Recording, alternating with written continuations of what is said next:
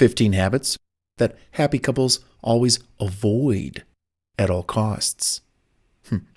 When you're living with someone, there's things that you got to avoid to help preserve the relationship, keep prosperity going. Here are 15 habits that happy couples always avoid at all costs.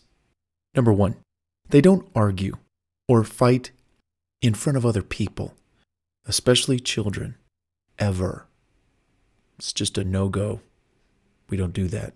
We'll always discuss things, even if it gets heated, behind closed doors, our voices lowered, never raised, and we must really agree to that. Number 2, they don't blame each other, but instead find ways to heal each other. They don't blame each other, but instead they find ways to heal each other when something went wrong. Number 3, they don't compare themselves to other couples. They know they're unique, and every couple is different. Number 4, they don't forget important anniversaries, birthdays, holidays, and other important dates. Number 5, they don't ignore or avoid each other, unless somebody needs a shower. No, I'm just kidding. Number 6, they don't interrupt when the other person is talking. They let them complete their sentences, finish what they're saying. They do more listening than talking sometimes. Number 7, they don't let anyone hear them fighting if they fight at all. Again, don't be raising your voice. I've lived in places where I could hear the neighbors fighting. I didn't like it.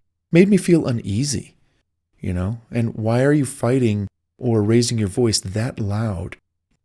No. Just talk things out, come to a resolution, and all will be good. Number 8, they don't let outsiders influence their decisions about what they should do. No.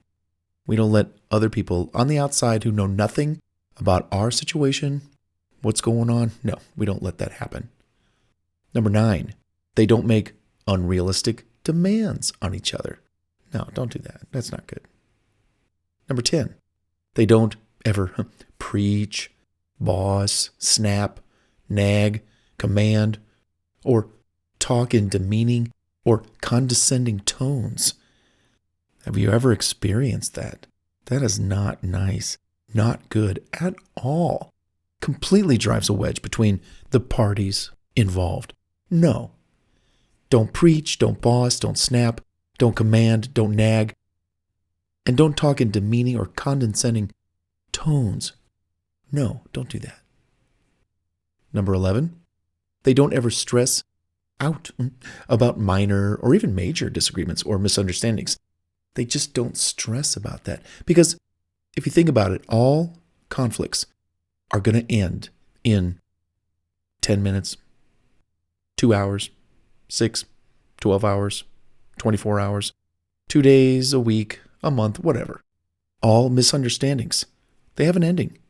It's like a gray cloud passing in the sky. It's eventually going to be gone, and you're going to have blue skies again. Number 12, they don't try to change each other, and yet they love each other as who they are.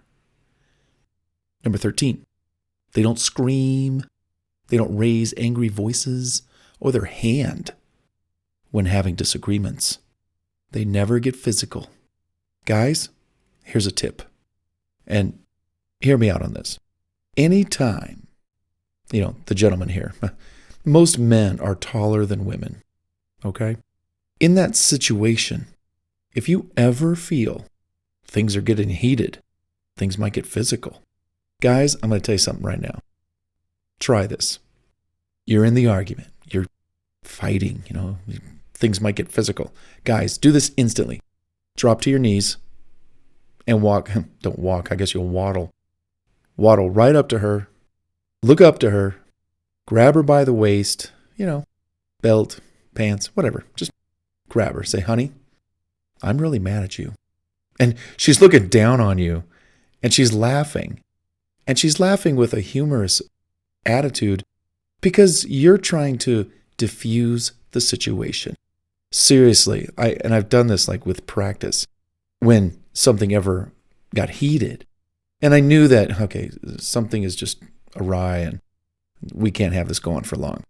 All I did was I just dropped to my knees and I just pulled her close. And I said, hey, what's going on? Talk to me. And it's just that diffusing that power energy of that strength that men have when they're looking down on a woman. Hey, what is going, no, just, and it's just kind of a comical thing. Just drop to your knees, pull her close and say, honey, look, what's going on? Talk to me. And it just kind of diffuses, again, like I said, that energy, the negative energy. And then she's like, oh, well, and then maybe she gets down on her knees. Well, then you guys are on the floor and, well, you know what happens thereafter. And if you're ever going to throw anything, sometimes you feel like you want to throw something. I remember this story of a woman who was actually having an argument with her son. And the son, in this particular case, and it could be anybody, guy, gal, kid, parent, it doesn't matter. He threw a full bottle of red wine against the wall. And it just splattered red wine all over the place. And I'm just thinking of the cleanup mess.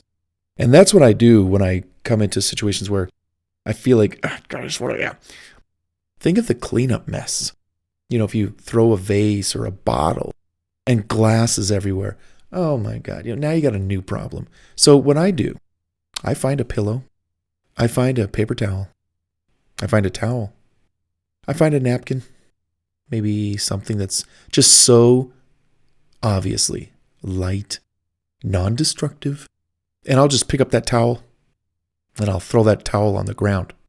Or I'll take that light object, I'll pick it up and I'll put it back down where I found it gently. It's an opportunity to control the negative energy flowing through you. Just think of like martial artists, where they got all this energy and power and they're trying to control it. That's what I'm talking about here. You are controlling your physical energies so that you don't have any, argument explode. So that's what I'm talking about. Don't scream. Don't raise your voices. Don't raise your hand when having disagreements. Don't do it. Number 14. This is a biggie. They don't go out of their way to specifically make the other person feel badly for any reason. Perhaps a discussion was had and something didn't go your way and you just want to kind of get back at your significant other by doing something bad or saying something bad or no, don't do that. No, don't do that. Don't go out of your way to make the other person feel badly for any reason. That stuff piles up over time. It adds up. And if you look back and it's like, man, they did that and other things that were negative. And it totals like 30 instances, 30 occasions, 30 happenings. And it's like, my God, our relationship road is littered with these negative occurrences. This is unacceptable. I'm not going to go into the future with this kind of track record.